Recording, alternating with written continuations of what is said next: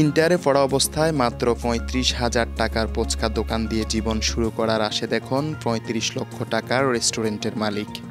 লাকসাম উপজেলার জংশন ফোড়লেকে ফুচকা দোকান ও রেস্টুরেন্টের পাশাপাশি চট্টগ্রাম সিটি কলেজে ইংরেজি বিষয়ের উপর অনার্স করছেন পরিশ্রমী এই যুবক। আমি জীবনে কখনো কল্পনা করি নাই আমি যে এই ব্যবসা করব বা ফুচকা চটপটির জগতে আসব। আমি একবার আমার এসএসসি পরীক্ষার আগে আমার সব বন্ধুরা মিলে আমরা একটা পার্টি করছিলাম। তো পার্টিতে আমি নিজের আইডিয়া থেকে ফুচকা বানাইছিলাম। তো ওইখানে সবাইকে ফুচকা খাওয়ানোর পরে সবাই এত বেশি সুনাম করছে যে ওইটা আমার ভেতরে কেমন জানি গেঁথে গেছে।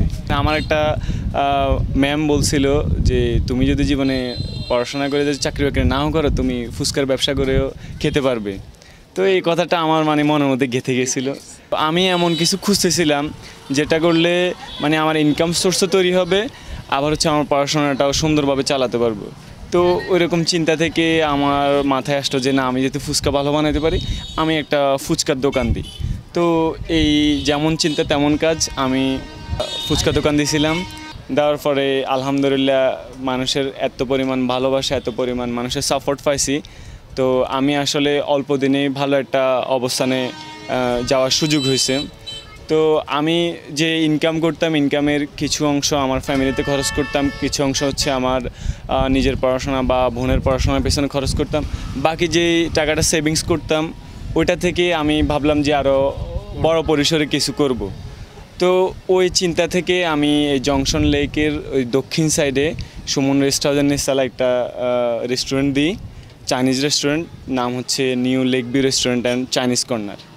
তো ওইটা দেওয়ার পরে আলহামদুলিল্লাহ ওইটাও আমার খুব ভালো চলতেছে। ওইখানে ফুচকা, চটপটি, ফাস্টফুড, চাইনিজ এবং ইন্ডিয়ান, বাংলা বিভিন্ন আইটেমের খাবার আছে। জীবনের পথে কেউ কেউ চলেন প্রথার বাহিরে, কারো হাতে থাকে না বড় মূলধন, না থাকে পারিবারিক প্রতিষ্ঠানের ভরসা, কিন্তু তবুও কেউ কেউ গড়ে তোলেন নিজেদের সাম্রাজ্য, শুধু মেধা, সততা আর পরিশ্রমকে সঙ্গী করে। ঠিক তেমনই একজন তরুণ রাশেদ। ইন্টারমিডিয়েটে পড়াকালীন সময় মাত্র ৩৫,০০০ টাকা পুঁজি নিয়ে শুরু করেছিলেন একটি ছোট্ট ফুচকার দোকান। এই টাকার মধ্যে ২০,০০০ টাকা ছিল এনজিও থেকে নেওয়া ঋণ, আর বাকি ১৫,০০০ জোগাড় করেছেন পরিবার ও বন্ধুদের সহযোগিতায়।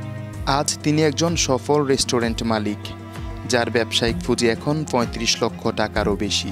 আসলে প্রথম অবস্থায় আমি যখন ব্যবসায় নামি তখন আমার কাছে ১ টাকাও ক্যাশ ছিল না। তো আমি করলাম কি, আমি ২০,০০০ টাকা একটা এনজিও থেকে লোন নিয়েছিলাম, আর আমার কিছু ভাই ব্রাদার, বন্ধুবান্ধব বা ফ্যামিলি থেকে টুকটাক কিছু হেল্প নিয়েছি।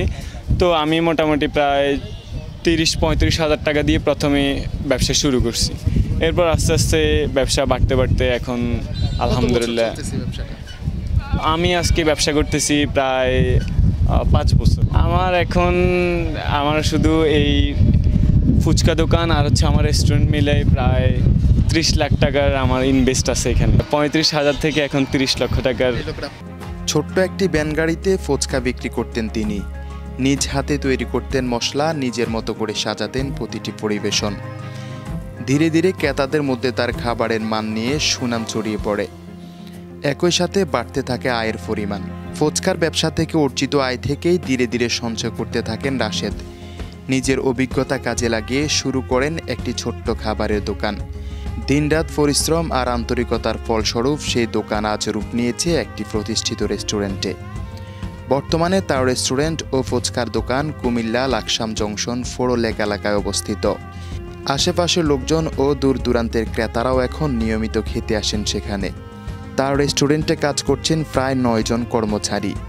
মেনুতে রয়েছে ফুচকা থেকে শুরু করে নানা ধরনের স্থানীয় ও ফাস্টফুড আইটেম, যা এখন এলাকার মানুষের পছন্দের তালিকায় শীর্ষে।